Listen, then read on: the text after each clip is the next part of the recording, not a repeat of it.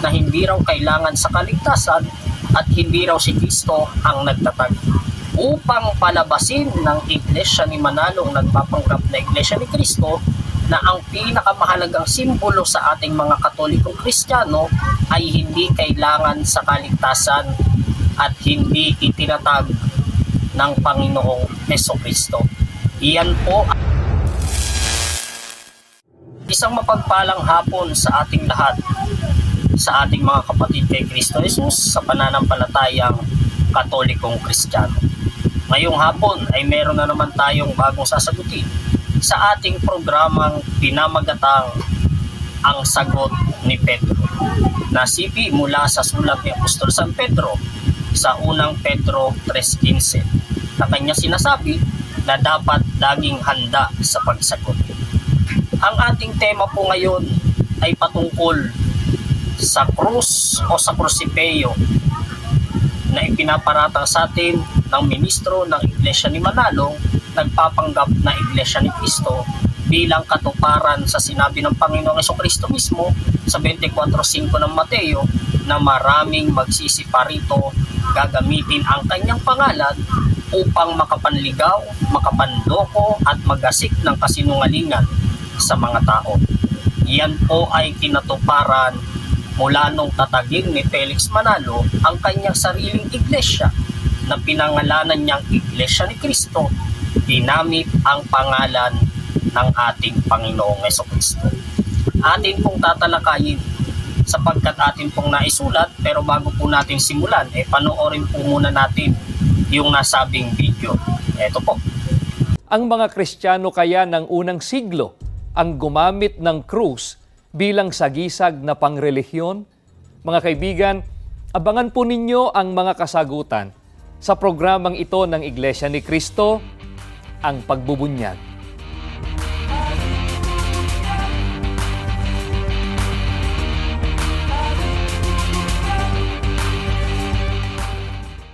Magiliw po naming mga taga-subaybay, kamusta po kayo? Welcome pong muli sa palatuntunan ito ng Iglesia ni Cristo, Ang Pagbubunyag. Inaanyayahan po namin kayo na minsan pa po ay samahan ninyo kami sa isa pong napakahalagang pagtalakay na ang hangad po namin ay muli pong makatulong sa ginagawa po ninyong pagsusuri sa mga aral ng Diyos na sinasampalatayanan ng Iglesia ni Cristo. Mga kaibigan, hindi po maikakaila ang malaking pagpapahalaga at paggalang na iniuukol ng simbahang Katoliko sa krus bilang simbolo ng kanilang relihiyon. Subalit alam po ba ninyo na hindi po galing sa Panginoong Hesukristo ang paggamit ng krus bilang sagisag ng pananampalataya? Alam din po ba ninyo, mga kaibigan, na hindi ito kailangan sa kaligtasan? Ayon na rin po sa pag-amin ng mga otoridad Katoliko. Ang pag-amin po nilang ito ay mababasa po natin sa isang aklat Katoliko na isinulat ng paring si Louis Larabois-Moreau. Ang pamagat po ng aklat, My Catholic Faith. Pakinggan po ninyo ang kanilang sinasabi dito po sa page 373. Kailanman at tayo ay nasa bagabag, hirap, panganib o tukso, ang paggamit ng mga sakramental ay may malaking pakinabang. Bawat Katoliko ay dapat magkaroon ng isang rosaryo at gamitin ito. Bawat Katoliko, lalaki, babae, batang lalaki, batang babae o sanggol ay dapat gumamit ng binasbasang krusipiho o medalya o eskapularyo. Hindi tulad ng mga sakramento, ang mga sakramental ay hindi kailangan sa kaligtasan. Ang mga ito ay hindi itinatag ni Kristo, kundi ng Iglesia. Mga kaibigan, aminado po ang Iglesia Katolika na sila lamang ang may tatag ng tinatawag nilang mga sakramental. Hindi ito tatag ng Panginoong Hesukristo at narinig po ba ninyo ang kanilang pag-amin pa? Inaamin po nila na hindi kailangan ang mga ito sa kaligtasan. Ano po ba ang isa sa mga sakramental na ito ng Iglesia Katolika na inaamin po nila na hindi tatag ng Panginoong Hesukristo at hindi po talaga kailangan sa kaligtasan? Mga kaibigan, pakinggan ninyo. Ganito po ang mababasa pa po natin sa isang aklat na pinamagatang The Visible Church. Ganito ang nakasulat sa page 121. Ang krus ang pinakamahalaga sa mga simbolong Katoliko. Sinasagisag nito ang pagkatubos ng sangkatauhan at ang ating banal na pananampalataya, sapagkat si Hesukristo, ang ating manunubos at ang ating Diyos ay namatay sa krus.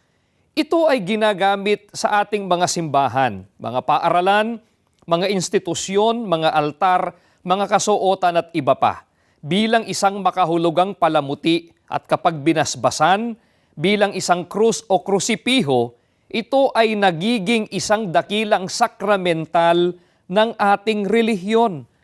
Ang isa po sa mga sakramental sa loob ng Iglesia Katolika Romana na inaamin po nilang hindi po tatag ng ating Panginoong Hesukristo at hindi kailangan sa kaligtasan ay ang krus, na ayon nga po sa mga otoridad Katoliko ay siyang pinakadakilang sakramental ng kanilang relihiyon.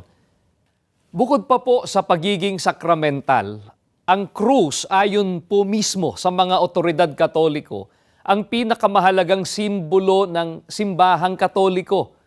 Ginawa po nila ito sapagkat sa krus namatay ang ating Panginoong Hesukristo.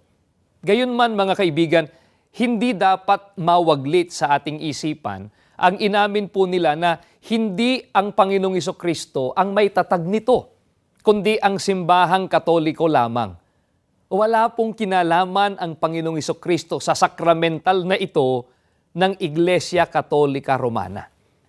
Ayun po mga kapatid, atin pong napanood yung nasabing video na kanilang ipinalabas sa kanilang TV channel o sa kanilang social media platform para paratangan tayong mga Katoliko. Atin pong naisulat sa ating malaking kwaderno kung ano yung sinabi ng ministro ng Iglesia ni Manalo, nagpapanggap na Iglesia ni Cristo.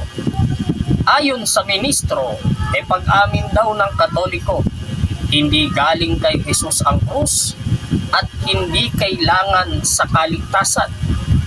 Sa kanya pong ginamit yung aklat na pinamagatang My Catholic Faith o ang aking pananampalatayang Katoliko na isinulat ni Luis Laraboy Remaro sa pahina 373 daw, ayon sa ministrong sinungaling, na ito raw ang mababasa: whenever we are in trouble, pain, danger, or temptation, the use of sacramentals is of great benefit.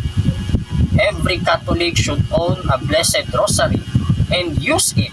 Every Catholic man, woman, boy, girl, or child should wear on his person a blessed crucifix or medals or scapular. Sacramental, unlike sacraments, are not necessary to salvation. They were not instituted by Christ, but by the Church. Yan po ang pahayag ng ministrong sinungaling. Ngunit nung aking pong saliksikin yung nasabing libro, ay hindi ko po nabasa yung mga katagang ipinalabas at ipinahayag mismo ng ministro ni Manalo na sinungaling.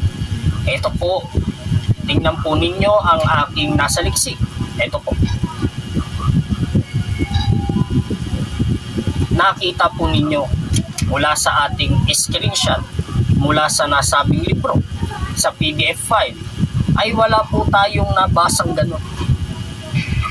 Ibig po sabihin, nagsisinungaling po ang ministro ito at hindi siya nagsasabi ng katotohanan.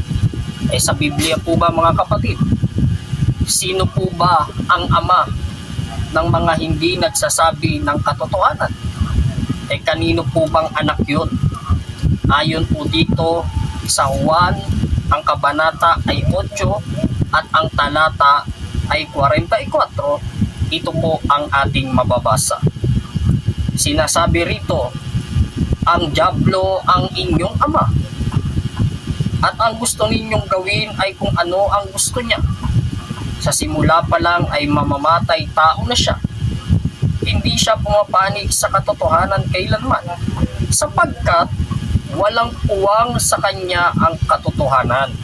Kapag nagsasalita siya ng kasinungalingan, nagsasalita siya ayon sa kanyang kalikasan, sapagkat siya'y sinungaling at siya ang ama ng kasinungalingan. Ayon po pala sa Biblia na ating nabasa mula sa talatang Juan 8:44, ang mga sinungaling, ang mga taong hindi nagsasabi ng totoo, ay ang dyablo ang kanilang ama. Kaya po mga kapatid, mula sa ating nakalap na impormasyon, ang ministrong ito ay nagtataglay ng kasinungalingang minana niya sa kanyang amang dyablo. Meron pa siyang isang librong binasa na ating sasagutin sa ating nasabing video. Aklat na pinamagatang The Visible Church, Her Government, Ceremonies, Sacramentals, Festivals, and Devotion by John F. Sullivan, D.D. Ito po ang nakasulat. The cross is the most important of Catholic emblems. It symbolizes the redemption of mankind and our holy faith, because Jesus Christ, our Redeemer and our God, died on a cross. It is used in our churches, schools, institutions, altars, vestments, etc. as a symbolic ornament, and when blessed as either a cross or crucifix, it becomes a great sacramental of our religion. Tama po ang sinasabi sa aklat na ito sa pinamagatang The Visible Church, dahil ang banal na krus po, ito ang pinakamahalagang simbolo sa simbahang Katoliko. Bakit po nasabi na ang krus na ito ang pinakamahalagang simbolo sa ating mga Katolikong Kristiyano? Sapagkat sa banal na krus po napako ang Panginoong Jesucristo, at dahil po doon nagkaroon ng katubusan ang ating mga kasalanan. Kaya naman mahalaga para sa mga Katoliko ang krus ng ating Panginoong Jesucristo.